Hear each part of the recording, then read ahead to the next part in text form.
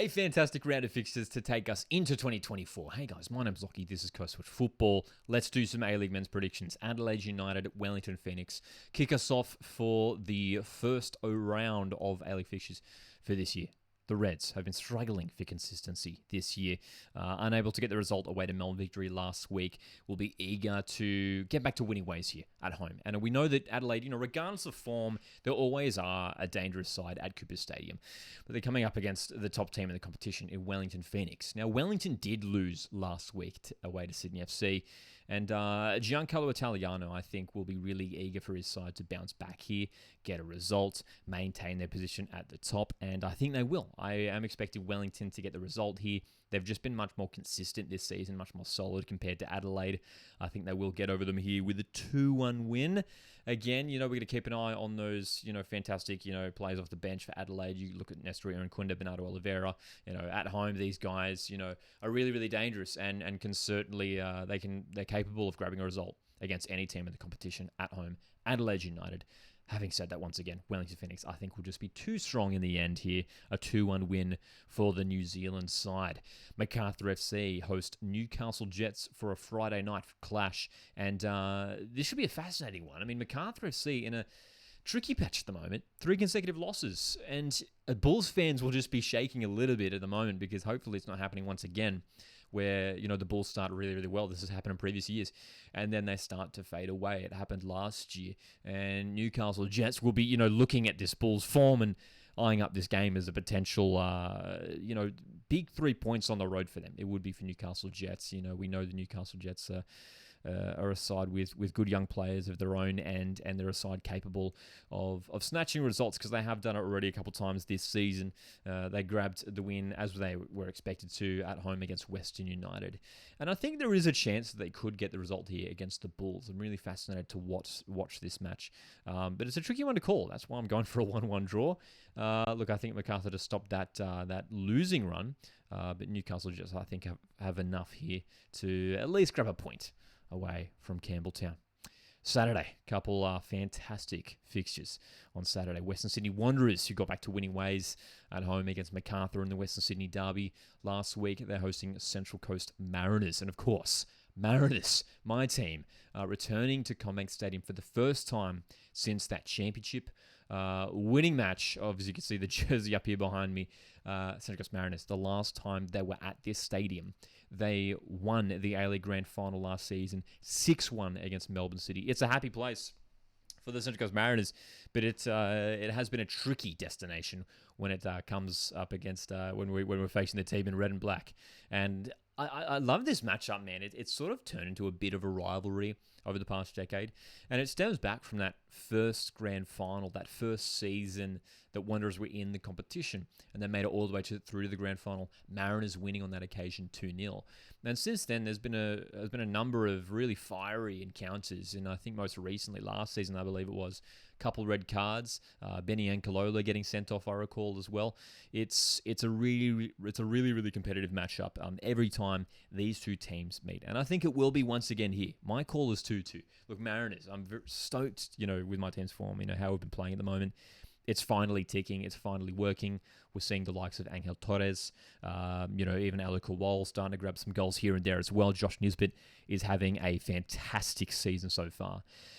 Marco Tulio, his final game for Central Coast Mariners. Hopefully he can have some influence on this match. But we know Wanderers are so dangerous at home. A good win last time around against Bulls. Mariners will have to be at their best once again, I think, to get a result here against Wanderers. But I think a 2-2 draw, I think, feels like a fair result for this matchup. And then Brisbane Roar, Sydney FC, another rematch of the Australia Cup final from this year. Last year, I should say, of course, new year. This is the second time these two teams have met in the A-League this season. Last time around, Brisbane Roar winning that match 3-0. Sydney FC, are they capable of getting revenge? I think so. I think the Sky Blues bounce back here. I've been pretty impressed with Sydney FC. In recent weeks, they've started to look a little bit more cohesive. And moving forward, Joe Lolly, Robert Mack, when these guys are hungry, when they're in form, they're really hard to stop. And there's goals in this Sydney FC side. We saw Fabio Gomez get on the score sheet for the Sky Blues last week, a crucial goal for the Brazilian striker, just to give him some more confidence. And there's options now for Sydney FC as well. Hey, they've got Jaden Kaczarski back from injury. He provides a good option up front. Patrick Wood. Brisbane Roar, it's sort of it's the opposite at the moment. They've been struggling for injuries at the moment. No Tom Waddingham last week. We'll see who they get back this week, Brisbane Roar. But the big news for them is Ben Kahn taking over as head coach. And, a lot of people are really excited to see Ben Kahn in the A-League men's competition. And, look, I think it'll take some time for maybe his tactics and, his influence on the team to sort of take shape, I guess. We might be a little bit until the results start clicking for Brisbane Roar. But it's going to be a really fascinating season for Brisbane. They started so well, and then, Ross Aloisi leaves, and, that 8-1 loss to City last time around, they really have to respond here. But I think Sky Blues, I think they'll just have enough here. If Raw can get some more players back from injury, they might have a chance. But I'm back in the Sky Blues in this encounter. Perth Glory, Melbourne Victory. A game that I think will be fun to watch because obviously Melbourne Victory looking to maintain their undefeated run, which has really been one of the narratives of the season so far. They're looking so strong at the moment, Melbourne Victory. Of course, this is the first match for them without their star striker, Bruno Fornaroli, who's off on Socceroos duty at the Asian Cup. Perth Glory. Now, regardless of who Perth are coming up against, similar to sort of Adelaide, what we said earlier, they're really, they could catch anyone out on their day, Perth Glory, at home specifically. And, we saw it last time around. That 3-2 win against the Bulls, they were down 2-0 and then came back scoring 3 second-half goals to snatch 3 points. Can they do it here against Melbourne Victory? It's a big ask. It's a really, really big ask. I think there's a chance. Look, I think Glory are capable of getting on the score sheet. Taggart, Koldakovsky have had good seasons so far. They just need their teammates to start chipping in. But Melbourne Victory, I think, will be too strong here. The question for Victory is who starts up front in place of Fornaroli. Do you shift someone like, Ben Falami up top through the middle? Perhaps Zinedine Machash plays as that striker. Maybe Jake Brimmer moving a bit further forward. There's options there for Victory, so curious to see what Tony Popovich does in that vicinity. But, of course, Victory's rivals, Western United and Melbourne City, meet each other on Sunday. Arvo, this match was in the opening round, and we saw Western United win 2-1. This one, though, I think will be a very, very different scoreline. I think Melbourne City grab a big win here, 3-0. I mean, City really, really ticking along nicely at the moment and scoring 8 goals last week. Just incredible. Toga Arslan is an early front runner for the Johnny Warren medal, in my opinion.